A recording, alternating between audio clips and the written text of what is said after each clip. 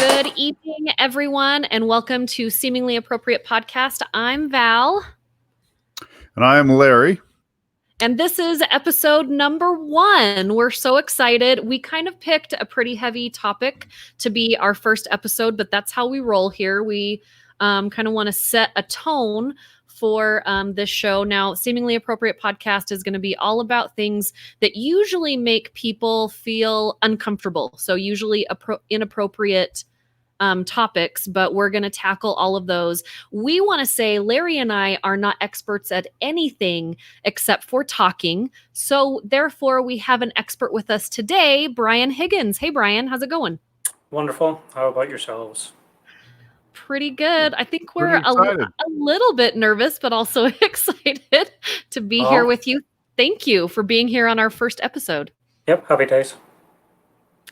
So we are going to be tackling a big topic, and we definitely want, if you are watching us live on Facebook right now, we definitely want your feedback. Ask us questions, give us your comments, and we will answer those live. If you're listening to us on our podcast, you can totally give us feedback on social media, on all of our social media sites, or you can email us at seeminglyappropriatepodcast@gmail.com, and we'll be happy to get back to you.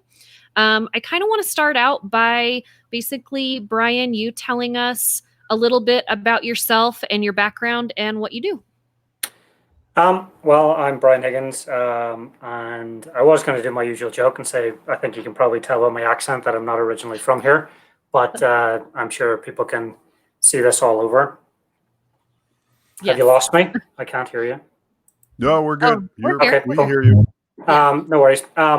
So I'm Brian Higgins, and I run a couple of different festivals and stuff here in Salt Lake. And I also started a nonprofit originally it was called Create Real Change, and it was for creativity and mental health. But I found people couldn't understand what that was. It was difficult in the marketing standpoint. So this year I rebranded to Mental Health of Utah, and that is education, entertainment, and impact for mental health. Really just trying to make mental health cool, let people shout it from the rooftops. There's no need to be ashamed, no need to be worried. And someone's always there to listen and be entertained by your darkness, and get your darkness out into the spotlight. So really all it is to end the stigma, to try and get people to embrace each other. I know we can't embrace each other too much physically at the moment, but we can always embrace each other emotionally. So. I wanted to just talk for a minute about, this has nothing to do with our topic, except for the fact that I really love the fact that you are a hat connoisseur, because I am also a hat connoisseur, but I feel like your hats are a little bit more bougie than my hats. I feel like I have a lot more baseball caps than you probably own. I don't even own one. I don't even own one baseball cap. Not one. Is it against your hat like religion? Maybe. I think like the baseball cap to me is pretty standard, and okay. My dad always used to tell me that if you want to get ahead in life, get a hat in life, and everyone's got a baseball cap, so that's not going to get me anywhere. So I got to have all my different ones. You might get one for Christmas though, Brian. I just have a feeling. For Christmas? I'll get a baseball cap for Christmas. Maybe. That's the thing. When people come, from different marketing companies, whatever, come to pitch me their wares, I always get a free baseball cap, and they think that's going to be the hook that's going to get me to sign up for their service. But little do they know. I don't have many hats close by, but I just have this one, which is a little like a blue fedora type one. Yeah, so, I like it. Yeah, nice. Very nice. Yeah. So Larry has a question for you about Jaws. I do. Do you get do people say you remind them of any particular person? Does that frequently happen from a movie? It does all the time. And it really began back in the days when I started going to Comic-Con, I would just go as myself. And people would think that I was cosplaying Quint. That's hilarious. And I would answer them, I would talk and I would say, no, I'm not. No, I'm just myself. And then, well, obviously with the accent, it would just add credence to it. So I I just went with it. I still just dress as myself, but I sort of play with it. The only thing that changes now is I bring a shark with me. But yeah, Quint, wherever I go, people think that I'm good old Quint. And we just passed July 4th there, and so Right. Jaws is set on the 4th of July weekend. So it was pretty cool. I had a socially distanced Jaws barbecue in my back garden, and we watched Jaws 3, the wonderful 3D version. And although Quint doesn't even make it till the sequel, let alone the third one. But he does make it to a flashback in the fourth one. So nice. But yeah, Quint all the way. I've known you a little bit, and that just never occurred to me. And then I just last week watched Jaws, and I was like, whoa. It just really struck me, that similarities. Really? Yeah, and I just took you at face value. You were you. But when I saw Quint on screen, I was like, what? So, yeah, I'm not surprised to hear that happens a lot. And you saw it on the big screen because it's back in theaters, and it was actually the #1 movie for a weekend, like how many years after it was actually made. So that was pretty cool. Yep. All right, so we're going to jump in. We're going to do some real talk tonight because I feel like with what's going on right now, in the world, and there's a lot going on right now. We've got COVID. We have people that have been at home, not doing their regular routines. We have all this politics. And when you have different changes in routines, that kind of hits people's mental health in a big way. It's hit me in a big way. And so I thought this was kind of a good time to talk about mental health and depression and human behavior when it comes to depression. And today just happens to be, and we didn't plan this at all, it would have been Robin Williams' 69th birthday today. Really? And I feel like him as an actor, as a character, as a human, is a great representation of how people don't understand what depression is, and how someone deals with depression. Because when Robin Williams committed suicide, so many people didn't understand how he could be a depressed person, because you always see these pictures of him in this big smile, and he's a comedian and he's always happy all the time. How could this person be depressed? And so I think one of the big stigmas about depression is that it has to do with being sad. And I think that it's a little more than that. So can you talk a little bit about the sad stigma of depression? Yeah, well, that's a lot of it. Like, we get a lot of the issues where people say, just, put on a happy face, just smile, get over it, and things will get better. And, I've suffered from depression all my life, and anxiety and PTSD came in near the end. And that's how people dealt with me, just go and watch a happy film, listen to a happy song. And when you're in a depressive mode, that's the last thing you want to do. So you'll want to listen to, the Smiths or something, and just sort of really crank up that melancholy. So it's hard to sort of break yourself out of that. I try to stay away from melancholy stuff, because it can trigger me, but that's when you're getting the real genuine sad emotions. But if we want to go back to Robin Williams, of course there is the concept that all comedians are depressed, that they have to have this darkness in order to communicate properly. And it is an interesting choice of career, because I'm a stand-up as well. I don't do much of it anymore. I do more long-form storytelling. But the problems to want to stand on a stage and shout at people to love you, is an interesting way for somebody to want to communicate.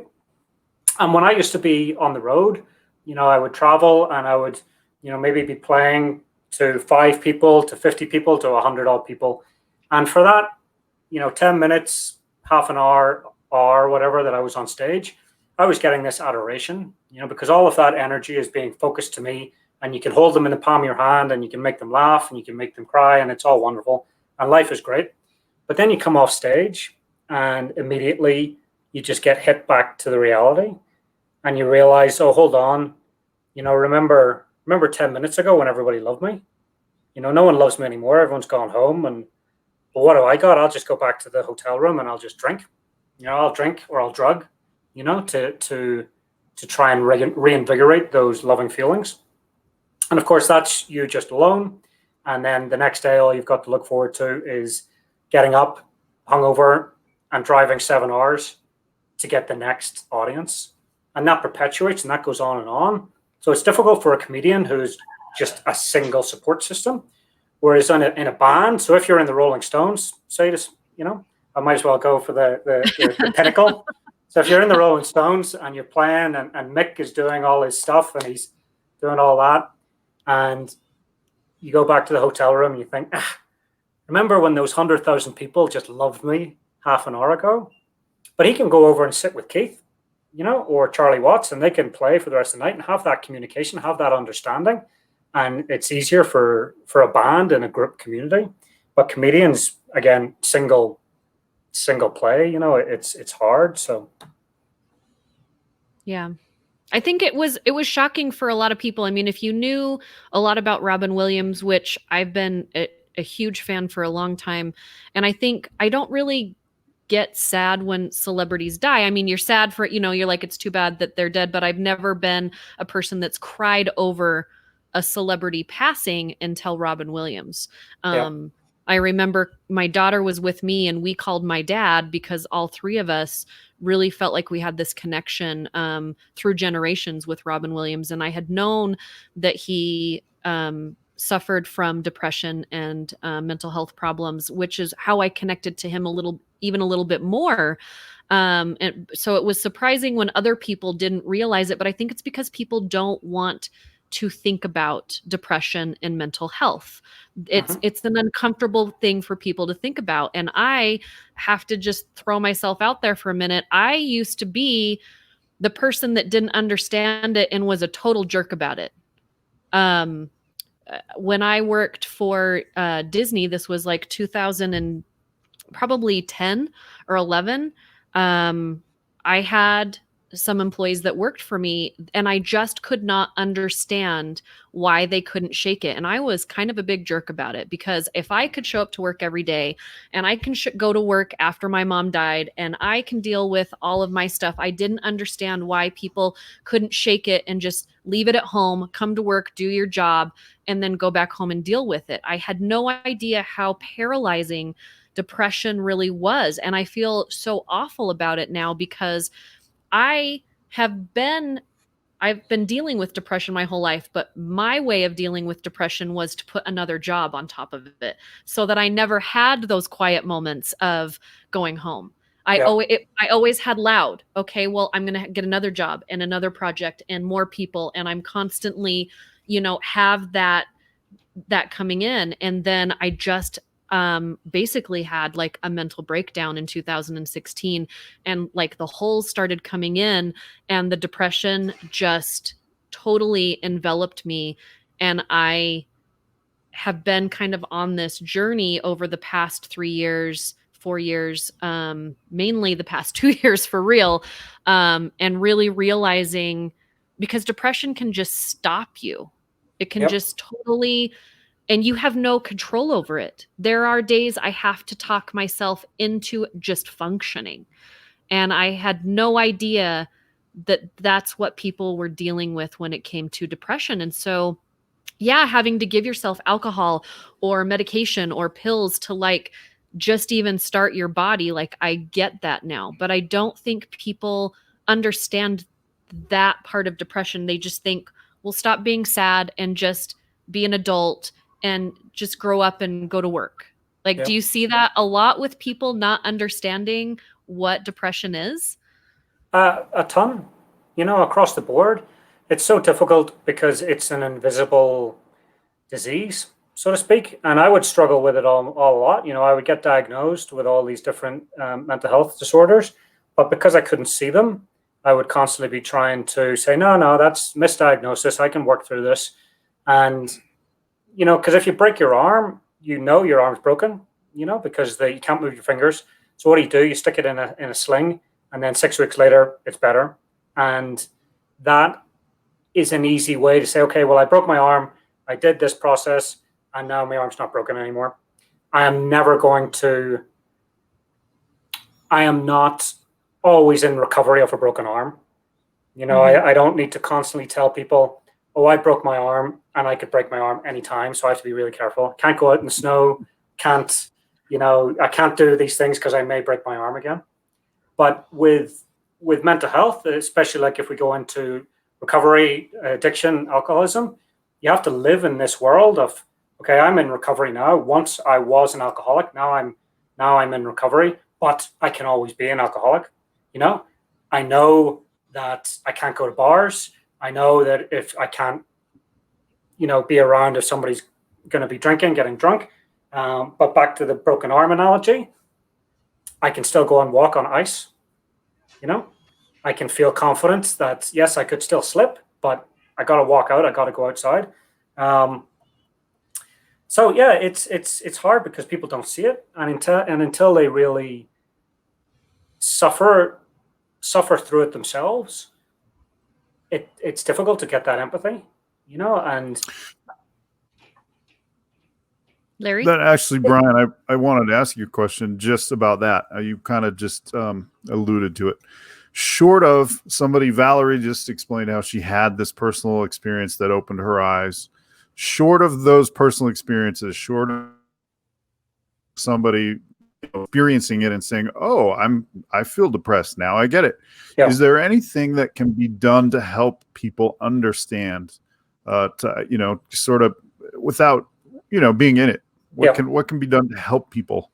Well, that's exactly what I do with my festivals with Mental Health of Utah. So as I mentioned earlier, it's education, entertainment, impact.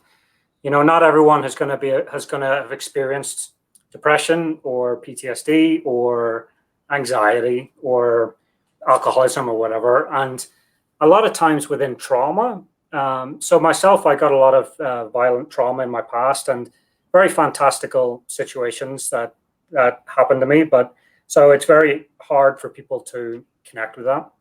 So I spent a lot of time being angry because I couldn't get the sympathy. I couldn't get the empathy when I was telling my story. People couldn't connect with it. So what I do now with the festivals is we break down the emotions. We break it down to the base emotions because, as I say, like not everyone has had experience with, say, suicidal ideation. And when we break down the base emotions, we've got fear, anger, and pain. Basically, that we can that these issues cause physical manifestations. So if we make a film about a little boy and a monster under his bed, and that's all the film exists is there's a little boy, there's a monster under the bed. What's he got to do? Keep the lights on, make sure the door is closed to the closet and have the eyes, the eyes peeking out from under the bed. So then we screen this film, we screen at the festivals, and the audience gets that visceral experience because they can remember, oh, I remember when the monster was under my bed, and I was terrified of that monster. My mom or dad had to come in, and sit with me till I fell asleep, or I had to have a flashlight and I had to constantly shine it under because I was terrified of this monster. And it brings them back to that moment when they genuinely were terrified. So we've connected that emotion. Now we bring out the people that had that experience and do like an educational talk, like a TED talk. And they can say, hey, I made the Monster Under the Bed film. The monster is my depression. The monster is always going to be under the bed. And I have to do everything that I can to keep it there. Because if it comes out, it is going to kill me. It is going to control me with its shadow. And I'm going to commit suicide. And so that makes the connection because the audience remembers, oh, I was scared of the monster. So therefore, that's what depression must be like. I never thought of it that way. I always just thought it was, oh, you're just in a bad mood, and then we can hopefully connect that way. And then people are more inclined to say, hey, how can I help? I understand now. How can I help? Yeah. And that's really what I try to do with festivals, with mental health and stuff, to try and create that empathy so that we can end the stigma. Yeah, I remember it will be 2 years coming up next month where, I had an incident with suicide. And when I finally decided to share that with people, it was amazing the response. I was really afraid to share it. I mean, I'm on a morning show and it's my job to make everybody feel like I'm happy all the time and that I'm their best friend and that my life's amazing. And, here I am and cheerful and everything's great. And so for me to, go live and say, I did this thing that most people think is a very selfish thing to do, which I used to think was a very selfish thing to do, was very scary. And I immediately got responses, but I was surprised because almost all of the responses that I got were people that private messaged me, people that didn't want other people to know that they had done it. They wanted to let me know that they had done it, that we had something in common, but they didn't want to tell people on the air their name or, comment on the Facebook page that they understand where I'm coming from because it had happened to them as well. So it was like two things at the same time. It was, thank you so much for sharing your story. I don't feel alone, but also please don't tell anybody that this has happened to me. Mm-hmm. Why do you think this is still such a stigma where people feel so ashamed to share something like this with the people that they care about? Because it's seen as a failure. It really is seen as a failing, and so many people just don't want to pay attention. Like 1 in 5 people have had a major mental health issue in their life. And really that means you've got a direct member of your family or a colleague or a friend that has suffered. So everyone has had a connection to mental health. And just over the years, how it's been stigmatized, like not even that long ago, it was seen as a demonic possession, and it was always saying, well, you're a witch, you're a demon, let's burn you at the stake. So of course you're not going to communicate that you hear voices or you're seeing things or you're feeling different because you're going to be accused of witchcraft, whatever, and get exiled. And that really still stands today. So many times I've personally lost a job because I've tried to be open about my issues. And yes, I'm not going to get fired on the day, but there'll be whispers. There'll be, oh, Brian didn't come, blah, blah, blah. And then down the line, I'll lose my job. It never comes out, says you're getting fired because you're too depressed. It's just, well, we don't have to, you're just not, it's a right to work state or whatever. So we just don't have to give you a reason. Yeah. And I know fine rightly it's because of that. And it is difficult because sometimes, like at my darkest times, I don't move for 4 days. I just lie on the floor and stare at the wall. And for every want in my body to move, I think about Kill Bill when the bride is paralyzed and she's just saying, wiggle your big toe, trying to wiggle her big toe so she can get moving again. And I do that for 4 days on end, just try to wiggle my big toe, and it doesn't happen. It's hard to even understand how much it can change in a moment. And you can be happy-go-lucky, skipping down the street, and then the next thing, it's over and done with. And things are changing. A lot more people are conscious, especially now with the situation that we're in. I think with the isolation and all these sudden changes to people's lives that are thrust upon everybody, there's a lot more people having their first bouts of depression. They might not be clinically depressed, but they're certainly situationally depressed. And then we want to add in Utah, then we got the earthquakes, so that pumps up your anxiety. So now suddenly everybody's dealing with excess cortisol. And now cortisol is part of the fight or flight chemical. So it's basically adrenaline. And once that gets released in your body, you're either going to fight or flight, or freeze is the third one. And if you don't get rid of that, you really just have to wait and see. So everyone is hyper vigilant, and there just aren't the resources for people to access, especially now. And if they're only just realizing and feeling these depressed states, they don't even know what it is, and it's just a very difficult time that we're all facing. So.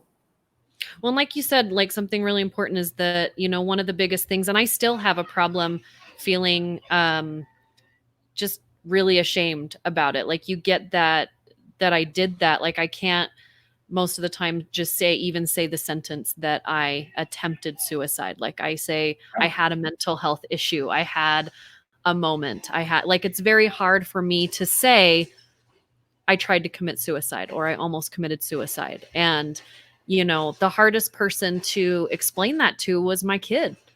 It wasn't really going on the air and talking into the abyss because I can't see any of those people. But having to sit in front of my kid and feel, like you said, like a failure, that I couldn't figure out how to fix myself. And as you go through depression and you learn about it and you learn about yourself, you realize that there are a lot of things that you can do to kind of keep yourself away from the darkness, or I like to call it the heavy. That's what I call my depression, is the heavy. Yep. For me, it's routine. It's having a routine every day that I say, I'm going to get up and I'm going to go to this place. I may not do anything at that place, but I made it to this place. And for me, it was the gym. So I'm going to get up, I'm going to go to the work, I'm going to go to the gym. I may not even work out at the gym, but I entered the building and then I go home. But I did actually work out. And so for a year and a half, the gym was my therapy before I actually went to a therapist because I wasn't ready. And now I have 2 therapists and the gym. But do you think that that's important to, people that are kind of going through a depression, especially right now, that might be new to this depressive state, is like having something in your life that is your constant, that you can control on your own, whether it be cooking a different meal every day or, walking around the block, or like, do you have different things that you've learned over the years that can kind of help you through when you're getting to that place? Yeah, well, structure really is the king and queen of it all. Try to get up, get a good night's sleep, go to bed at the same time, get up at the same time, and just have like I have got a bunch of sticky notes that I write out first thing in the morning to make sure that I get through my to-do list. And I set an alarm, and my alarm is set in 2-hour blocks, and I just work on this one thing until the alarm goes off. And if I get it finished, happy days. If I don't, set the alarm again. But that's the only way I can really get through, is having things so at the end of the day I can tick them off, and it's very joyful, to tick off your to-do list. But having a structure, and eating healthily, getting good sleep, and surrounding yourself with healthy, good content. Like we can say, social media is great to keep in contact with friends, but it's also horrific for people with mental health issues because it is. Your brain can only deal with 3 things at a time. And after 3 things, you go into shutdown mode. It's like when the computer crashes and you have to press Control, Delete, and shut it down. So if you think like just the smallest scroll, you've already gone through 3 different people, and one of them is whatever they're talking about, and we can say yes, they're being political or whatever, and that's just going to affect you and send you off into a tailspin. So what I try to do now is 3 days a week I don't go on social media at all, and that has really enhanced my joy. And then 2 days a week I've had to stop listening to podcasts. I've had to stop listening to content because I feel I don't have enough space in me anymore to learn anything. So I like to just keep into those little structural contexts. An easy way too is with anxiety, because of course depression is its own beast, but anxiety can be even worse. That's when you just shut down, and that sort of comes from It's a leftover from when we were all Neanderthals, when we were all cavemen and cavewomen, and cave people. And we would constantly be having to, project into the future and live in the past, because we'd be sitting, beside the fire, beside the campfire, whatever, in the cave, and you'd hear a noise, and you'd have to just automatically know, oh, what was that noise? Could that possibly be the tiger that tried to eat me yesterday? So you're constantly living this hypervigilant world, living in the future, projecting, and also living in the past, trying to connect. And now, in this day and age, we don't obviously have to deal with so many physical threats on our body at every moment. But unfortunately, we haven't evolved to get rid of that thing. So our mind is still constantly processing all of these possible fears. And one of the ways that I counter that, because I will get a severe anxiety attack and it'll shut me down. Another aspect is my eyes open wide, like when in a cartoon, when someone gets scared, their eyes, go wide open. And that's, again, a leftover from caveman times, because you'd need your eyes to be wide open to let as much light in so you could see all the predators. So when I have an anxiety attack, my eyes just go wide open and I can't shut them. And I just walk around like that. It's terrible. And it's really this, it's just a leftover that I'm just like, where's the dinosaurs? And I know the dinosaurs didn't exist at that time, but it's where's the threat? Where's the threat? And I will shut down, and I'll not be able to form sentences. I'll not be able to communicate or anything. So what I do there is it's using the 5 senses for sensory awareness. So you want to be able to, so it's when you're dissociating and you want to be able to look, the first is your sight. What can I see? I need to see 5 things, and you can count them. You say, okay, well, I can see my water bottle, I can see my mouse, I can see the tree, and you go through 5 things. And then you go through 4 things that you can hear. I can hear my bird tweeting in the background, if anybody else can hear him. And 4 things you can hear. Then 3 things that you can, 3 things that you can touch, and then 2 things you can smell, and then 1 thing you can taste.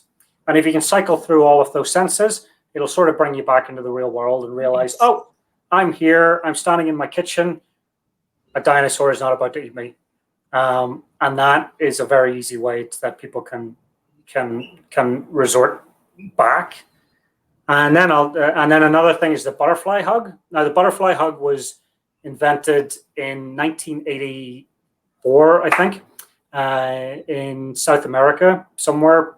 I should have had this prepared, but there was an earthquake, and there was a load of children that got trapped inside their school, and there was a trauma psychiatrist there, and they were trapped in there for a couple of days, and she developed the butterfly hug.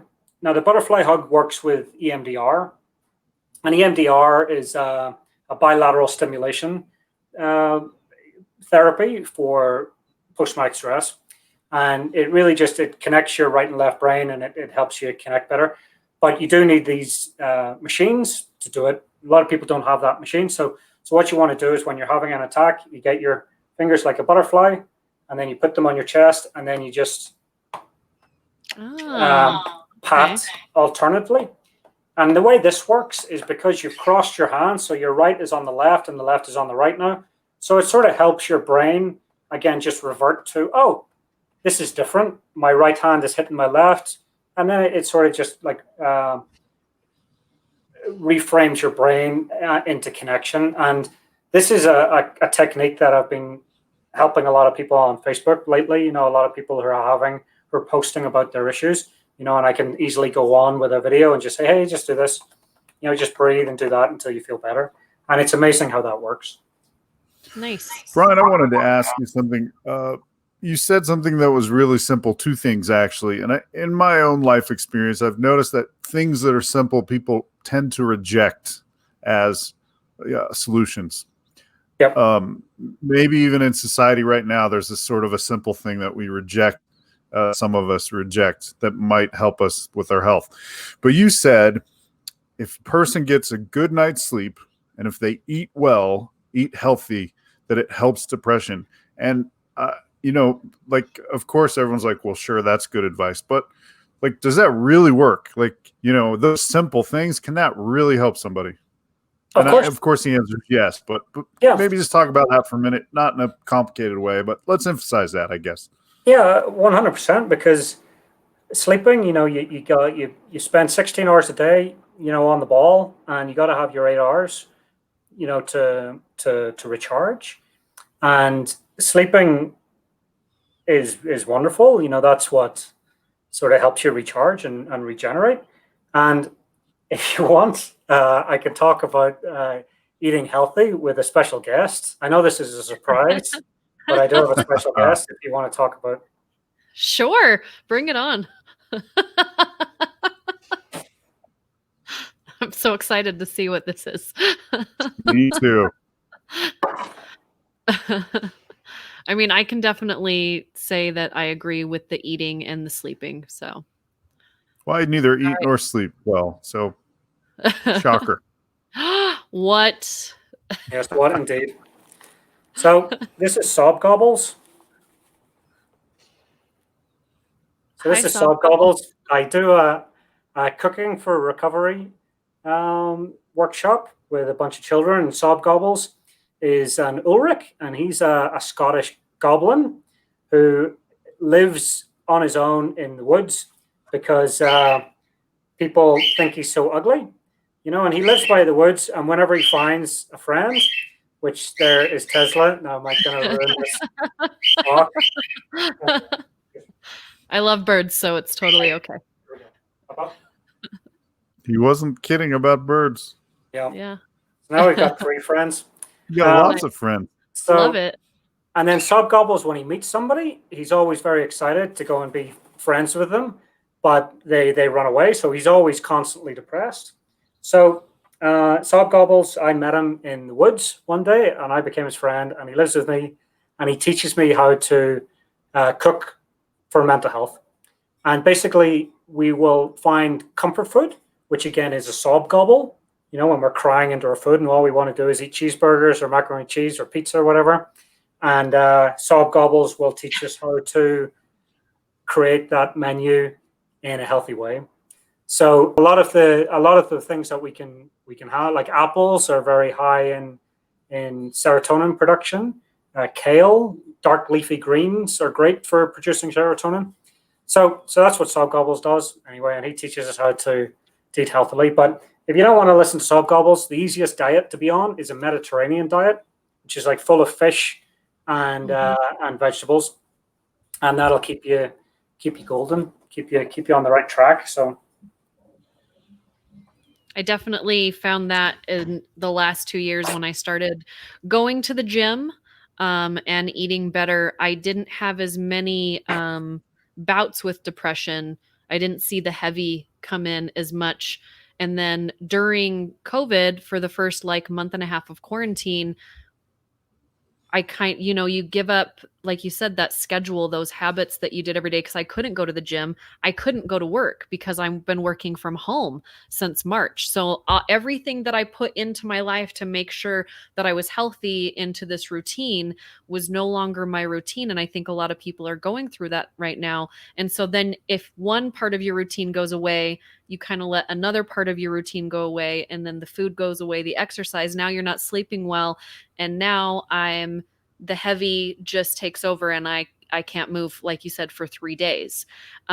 So, definitely the eating and the sleeping, when I do not eat right and I don't sleep well, I definitely have more visits from the heavy than I usually do. So I thought that was, like Larry, like you said, it's a simple thing. And so you just blow it off. People have been telling me that my whole life. And the minute I started doing it regularly, I felt so much better that I'm not on my antidepressants anymore. And I don't notice it until I have a couple days in a row where I am not sleeping well, or I decided to eat crap that I shouldn't have been eating. And now I'm digging myself out, of the deepest, darkest hole. And so those small things can really help you get through this stuff for sure. Yep. Well, here's some bad news for me. I work in the media. That's my job, and so there's never a day. Brian suggested being off social media. There's never a day when I'm not fully immersed in social media for hours and hours as part of my job. There's also never a day where I just don't sleep enough and I eat terribly. So maybe this podcast will help me to reverse some of those trends. That's really, I appreciate those tips for sure. Yep. And I've heard them before, which is why I mentioned that because people say that, but I think it just can't be reinforced enough. But there's another part of the media I wanted to bring up, and then you two could respond, either one of you. But it's this dialogue is so important to have. Like, it's so important. Like, we have to talk about it. We have to remove the stigma. People have to know it's okay. They have to know they're not, some, outlier. Like, it's common and normal. The other thing, though, we do in the media is a lot of times we have to be really careful about reporting suicides because it causes more people to feel suicidal. So lots of times we hear about teenage suicide, for example, and we don't report that. We make a conscious choice not to say there was a suicide at so-and-so high school until it happens quite a few times. Yeah, and then there's a crisis, and then we do talk about it. It's really a puzzle because, you don't want to it's important to have the dialogue and it's important to have the awareness, but it's also important to not, avoid like the heavy or whatever it is. If either of you would care to respond, I'd be interested in that. I have to say, just because my teenage daughter just graduated from high school, her high school is very close to Harriman High School. And this last couple of years at Harriman High School have been really, really hard for them because a lot of kids in a 2-year period have committed suicide and they didn't quite know what to do about it. And she competed against these kids with her poetry. And I have had a very open dialogue with Sammy with suicide for the past, 5 or 6 years since she kind of came into adolescence. And we watched when 13 Reasons Why came out, and that was causing such an uproar because they felt like it was glorifying suicide. We watched it together and we went through all the questions and the feelings together. And there were some awkward moments as a parent to watch, parts of the show with your teenage daughter. But I feel like you have to have those awkward moments and you have to have those conversations because, like, most of these people didn't know that their kids even felt suicidal when they said, at Harriman High School. And so I don't know if that was the lack of conversation. I definitely never once thought that I would be a suicidal person. If you were to ask me 5 years ago and you were to say, Valerie, in 5 years, you're going to commit suicide, I would have laughed at you. I would have been like, no way. Like, that's not a thing. I never told anyone how I felt about my depression. And it took me 2 months after my suicide attempt to even tell anyone that I had done it. So I definitely think there needs to be more conversations. I don't know if kids seeing suicide makes them want to attempt it. I never see someone's suicidal story and go into that doesn't take over what I call my heavy. That doesn't give me a trigger for depression. But I think everyone's depression is so very different that I don't have that answer. Brian, you might have it because you study it and you teach about triggers and things. But I think the more conversations we can have in the correct manner from a young age is good. That's me. Yeah, well, definitely. Well, suicide is one of the number one causes of death in kids in Utah. Now, there's a lot of religious aspects to that there's a lot of, shame. And then we can look at the LGBT community where there's people are being shunned. And, there are a lot of additional influences in Utah. So it's not, and then people say, it's a higher elevation, whatever, but in the end, yes, suicide is one of the highest causes of death in Utah. And what's very disturbing is it is one of the highest for males between the age of 10 and 26. And that is amazing that kids at 10 years old are committing suicide. That's shocking. Yeah, which is like, I've got a little 10-year-old boy, and to me, my thought process, now he's a pretty happy fellow. Yes, it's I would think it's easier to spot suicidal ideation within a child because they're not really honed in hiding their emotions. Till we get older, that's when we put the masks on and hide them. But the same old thing with suicide is a permanent solution to a temporary problem. And again, cliche, but this too shall pass. You can always ask for help and someone will listen. And if you don't think you can ask your family, somebody at school, someone, a friend, or even just anonymously on Facebook, there's a great app that's in Utah called SafeUT. And it's a free 24-hour texting app that you can text anonymously, and a mental health professional will communicate back. And it is aimed at youth, so that's helpful. For me in suicide, I will say now there isn't a week goes past that I don't consider that the thoughts about suicidal thoughts do not enter my head that I can't get out on a weekly basis. Now, that used to be a daily basis, and it used to be an hourly basis, and it used to be a minute by minute. So things are progressing. And yes, many times I could have, moved forward, and ended it all. But I wouldn't have this enjoyable time. I wouldn't be able to smile here and there. I wouldn't be able to have a good chat with you guys. I wouldn't be able to spread the message and be happy. And it's only a temporary position that you're in, and you can always move forward, one foot in front of the other, and you'll get there.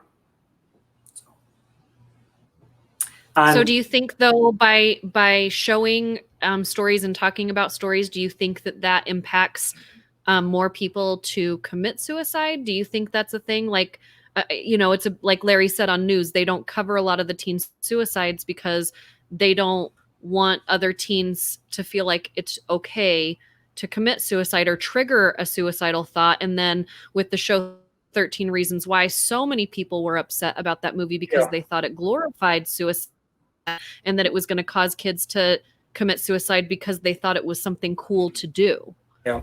Well, I don't think that fiction and promotion of, not saying promotion of suicide, but communication of suicide is going to cause people to actually commit suicide. Yes, they could be enamored by the darkness of it, because sometimes there are shows that will, glorify I have to be depressed so I can be a great artist. I have to be a heroin addict so I can be a great guitarist. And a lot of people do think that I have to. How can I be a great artist if I'm not suicidal? So I better, be suicidal. And I think how we can help is bringing it into the community, telling each other stories, telling the real life, doing this podcast, doing my festivals, like standing up and saying, I tried to commit suicide, or I'm depressed. And the two hardest questions that people need to ask is, I don't know, and I need help. And everybody in the whole world needs to know how to ask those questions, because if they can ask those questions, someone will listen and someone will help. But I think how we can change it, as I say, is make it clear and present that it is your best friend, it is your children, it is your parents, it is your brother, sister, it's your next door neighbor. We're all going through this together, and not to be political, but we got to take off the masks and show the real face of it, and just ask for help.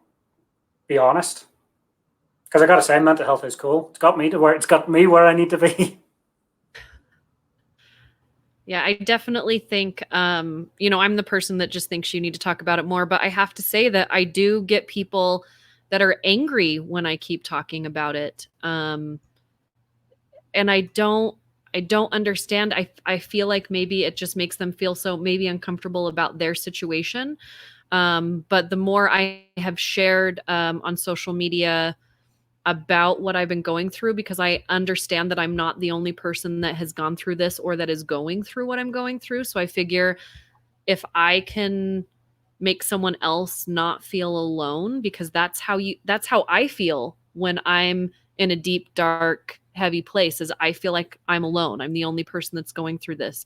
But then when you realize you're not, and you see someone else's story, then just that little piece of the puzzle, knowing that you're not the only person feeling this way, makes me feel better. So that's why I share it. But I've had people get so angry at the fact that I'm still sharing so much of myself. And why do you keep telling people, about this? And again, I think it goes back to the stigma of just, it's not politically correct to say, or just correct in general, humanly correct maybe is the better word, to say that you are not perfect, to say that you have made mistakes, to say that you're sad, to say that there is something going on in your life. Like, I'm from a community and a family and a religion that you just keep all of your problems inside and you only share the happy things. And then I went into the business of that same thing. Yep. So I never knew that sharing my story would make people so angry. Do you see that as you're sharing stories or trying to educate people, that people just don't think you should talk about this subject? Yeah, I do all the time. And it used to make me hesitant to post as much as I do. But I would rather 30 people be angry with me or be bothered, because really that's what they're just, don't want to see this, and be able to help that one person that's struggling that day. And a lot of times, yes, you'll get so many people that will respond, say, oh yeah, I'm in the same boat. We're all together. So if you remember the other week, I posted about, I call my anxiety rats, because it feels like that's why rats inside me. Yeah, and so many people come on and say, I loved that you posted that. I loved it. But there will be so many people that didn't communicate, but they saw it and they felt connected. And, it's fair play. If people want to get bothered by it, they can get bothered by it. Mm-hmm. It doesn't bother me anymore, because I know that it's helping more people than it's hurting. So. Yeah. This was a big topic. I don't think that we can talk about everything in one episode. So hopefully, Brian, you'll be able to come back. Larry, was there anything else you wanted to ask Brian before we finish up today? No, I thought that was time well spent. And I agree. We can't cover this whole thing. It's enormous. But it's important. And it, like Brian sort of alluded to, if we just, if somebody out there is a little smarter than they were before, including me, who's going to eat better and sleep better, that's, time well spent. That's really valuable. Cool. Brian, do you want to tell everyone where they can find you? You have a book that's coming out, which is very, very exciting. So tell everybody about your book really quickly, and then about the resources if they want to maybe have you come and speak at a gathering, if that can still happen, I don't know, or maybe a virtual gathering, or resources. We just had this, Kevin. I consider myself a Viking for sleep. Is too much a bad thing? I do think that too much sleep is a bad thing for me and my depression.